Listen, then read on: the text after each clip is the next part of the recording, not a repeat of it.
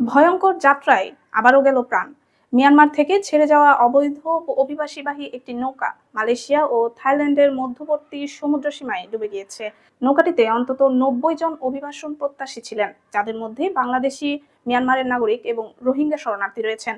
রোববার মালয়েশিয়ার সংবাদ মাধ্যম মালয় মেইল দেশটির কর্মকর্তাদের বরাতে জানিয়েছে, এ পর্যন্ত ৬ জনকে জীবিত উদ্ধার করা হয়েছে। এছাড়া সাগরে ভাসমান অবস্থায় মিয়ানমারের এক নারীর মরদেহ উদ্ধার করেছে স্থানীয় উদ্ধারকর্মীরা। নিখোঁজদের সন্ধানে মালয়েশীয় কর্তৃপক্ষ ও সামুদ্রিক নিরাপত্তা বাহিনী যৌথভাবে অভিযান চালাচ্ছে। মালয়েশিয়ার কেদাহ রাজ্যের পুলিশ প্রধান দাতুক আজিল আবু শাহ জানান, অভিবাসন প্রত্যাশীরা প্রায় ৩০০ জনের একটি বড় দলের অংশ ছিলেন।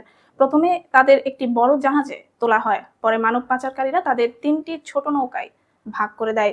প্রতিটি নৌকায় প্রায় ৯০ জন করে ছিল। এর মধ্যে একটি নৌকা ডুবে গিয়েছে, আর বাকি দুটির অবস্থান এখনো অজানা। আবজিল বলেন, উদ্ধার হওয়া ৬ জনের মধ্যে ৩ জন মিয়ানমারের নাগরিক। পরে আরো ৩ জনকে উদ্ধার করা হয়েছে, যাদের মধ্যে ২ জন রোহিঙ্গা এবং একজন বাংলাদেশি।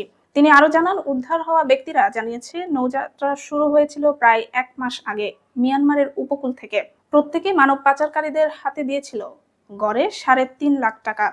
স্থানীয় জেলেদের সহায়তায় মালয়েশিয়ার কোস্ট গার্ড ও পুলিশ বাকি নৌযানগুলোর অবস্থান শনাক্তে কাজ করছে।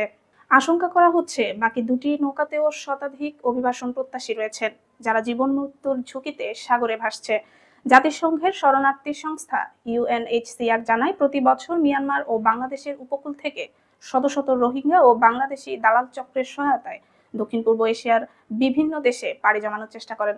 এর বেশিরভাগ ক্ষেত্রেই তারা প্রাণঘাতী ঝুঁকিতে পড়েন। এই ঘটনায় মানবাধিকার সংগঠনগুলো গভীর উদ্বেগ প্রকাশ করেছে এবং মালয়েশিয়া ও থাইল্যান্ডের কর্তৃপক্ষকে দ্রুত উদ্ধার অভিযান জোরদারের আহ্বান জানিয়েছেন।